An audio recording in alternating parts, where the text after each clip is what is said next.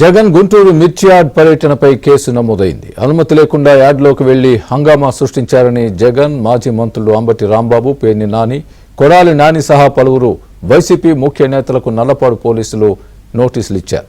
పిలిచినప్పుడల్లా విచారణకు రావాలని ఆదేశించారు.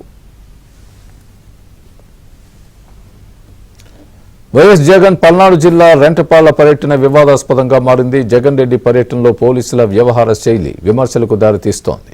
ఈ ఘటనలో ముగ్గురు ప్రాణాలు కోల్పోగా చీలి సింగయ్య ప్రమాద ఘటన గుంటూరు జిల్లా పోలీసుల మేడకు చుట్టుకుంది.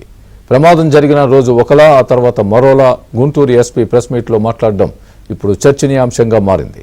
గుంటూరు జిల్లా పోలీసు ఉన్నతాధికారుల్ని కింది స్థాయి సిబ్బంది తప్పుదారి పట్టించారనే ప్రచారం జరుగుతోంది.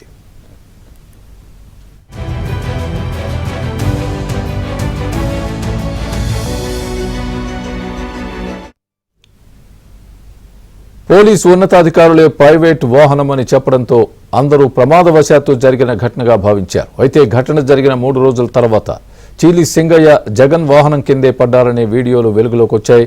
దీంతో పోలీసులు కంగుతిన్నారు. జిల్లా ఎస్పీ చెప్పిన విషయానికి జరిగిన దానికి పొంతన లేకపోవడంతో ఏం చేయాలనే దానిపై మల్లగుల్లాలు పడ్డారు. జగన్ ప్రయాణిస్తున్న వాహనం కిందే పడినట్లు వీడియోల్లో స్పష్టంగా ఉండడంతో కేసులో సెక్షన్లు మార్చారు.